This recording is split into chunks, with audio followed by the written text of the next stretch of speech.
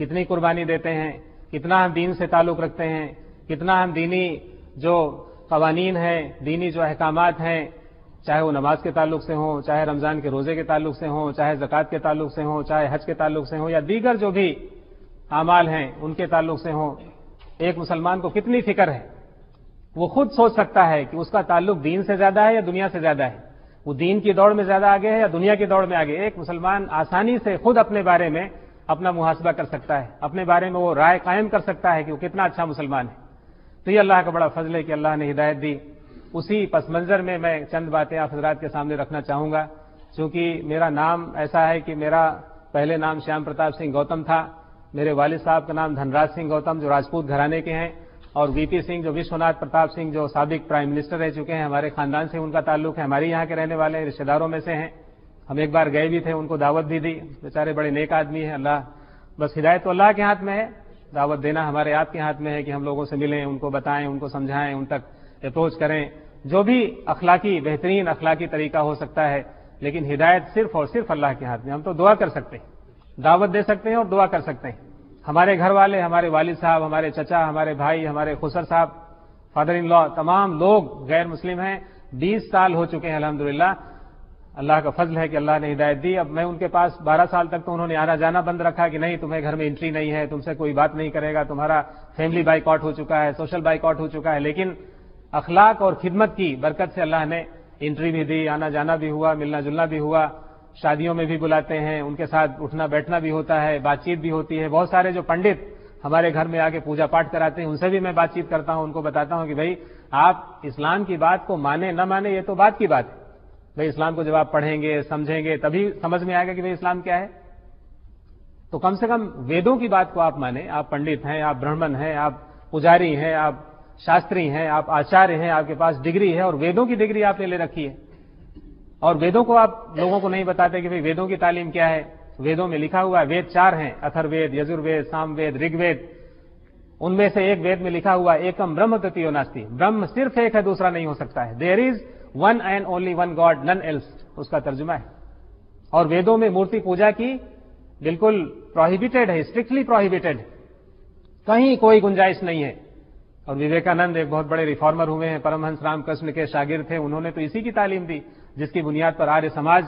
کی استھاپنا ہوئی، جسے سناتن دھرم کہتے ہیں۔ ایک بہت بڑے شنکراچاریہ ہیں، مادھوانند سرسوتی، ہندوستان میں 4 جو بڑے شنکراچاریہ ہیں ان میں سے ایک وہ بھی ہمارے جاننے والے ہیں، وہ ہمارے مسلمز کے پروگراموں میں جاتے ہیں، اپنی تقریر کرتے ہیں، بہت اچھی ان کی ریپوٹیشن ہے۔ دوسرے شنکراچاریہ ان سے ناراض رہتے ہیں، وہ اسلام کے بارے میں بتاتے ہیں کہ بھئی ویدوں کو اگر کوئی پڑھ لے تو اسلام سمجھنا بہت آسان ہے،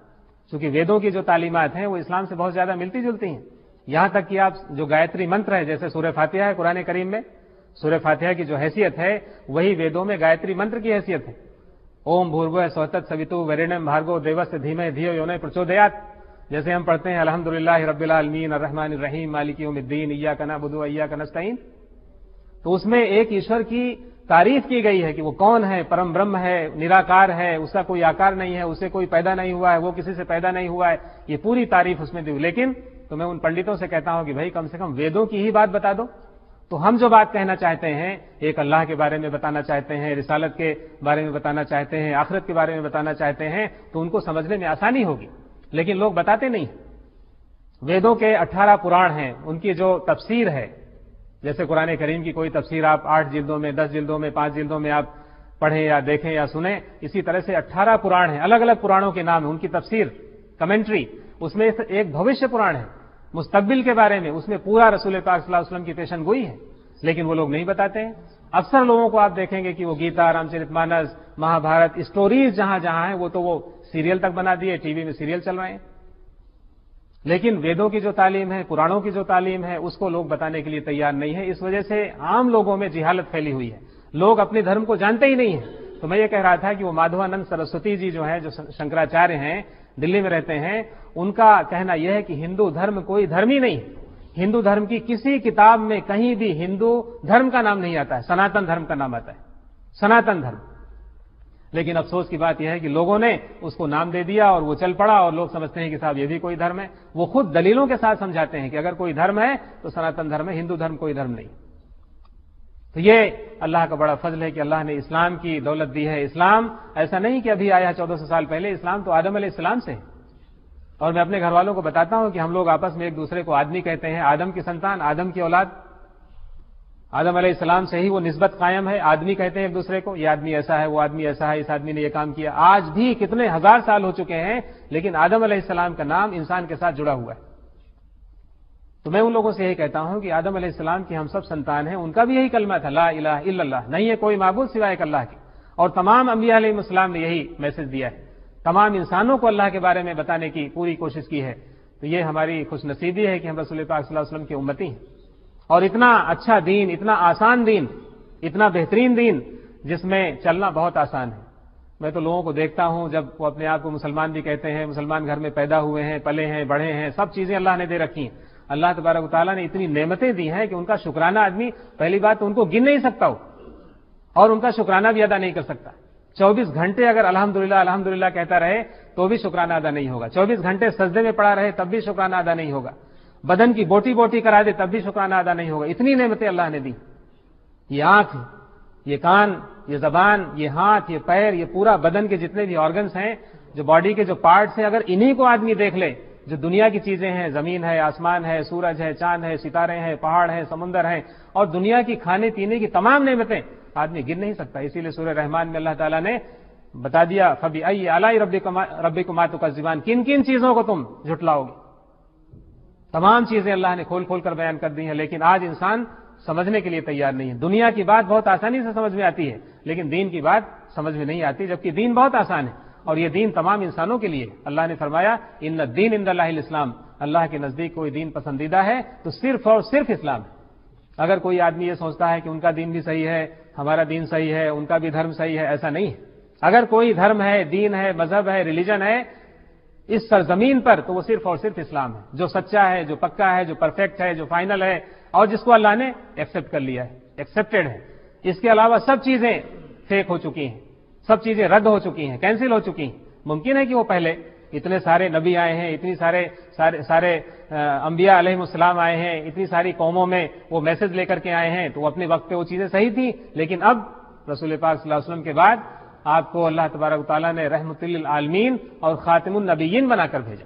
اب کوئی نبی آنے والا نہیں قیامت تک۔ اب یہ امت مسلمہ کی ذمہ داری ہے کہ ان کو دین پر چلنا ہے اور دین کی دعوت دینی ہے، لیکن وہ ذمہ داری ہم کتنی نبھا رہے ہیں یہ ہمیں اچھی طرح سے معلوم ہے۔ ہم اپنے گھر میں دین کو نہیں داخل کر پا رہے ہیں، اپنے بیوی بچوں میں دین کی بات نہیں کر پا رہے ہیں، پڑوس میں دین نہیں پہنچا پا رہے ہیں، اپنے دوست احباب میں دین کا پیغام نہیں پہنچا پا رہے ہیں، تکلف میں لوگ جی رہے ہیں، تکلف میں، اور سوچتے ہیں کہ پتہ نہیں کہیں کوئی ناراض نہ ہو جائے، پتہ نہیں کہیں کوئی بات نہ بگڑ جائے، پتہ نہیں کہیں کوئی ایسی کمپلین نہ ہو جائے۔ اسلام کو تو اخلاق کے ساتھ پیش کرنے کی ضرورت ہے۔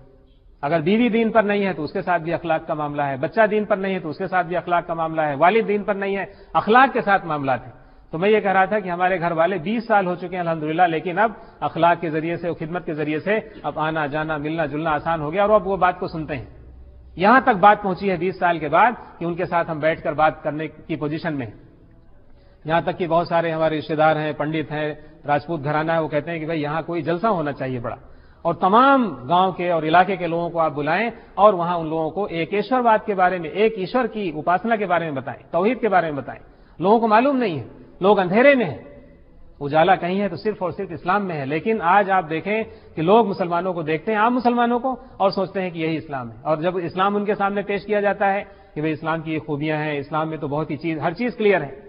انسان کے آنے سے پہلے کی بھی خبر اسلام نے دی ہے، دنیا میں آنے کا بھی مقصد اسلام نے بتایا ہے، مرنے کے بعد آدمی کہاں ہوگا اس کے بارے میں بتایا ہے، آخرت کے بارے میں، جنت جہنم، ہر چیز کے بارے میں اسلام نے بتا دیا۔ کوئی چیز ایسی نہیں ہے کہ وہ اندھ وشواس میں ہو، بلائنڈ فیتھ میں ہو۔ اسلام میں کہیں کوئی بھی بلائنڈ فیتھ نہیں ہے، جبکہ دوسری جگہوں پر بلائنڈ فیتھ ہے، اندھ وشواس ہے، اور اسی میں وہ جی رہے ہیں۔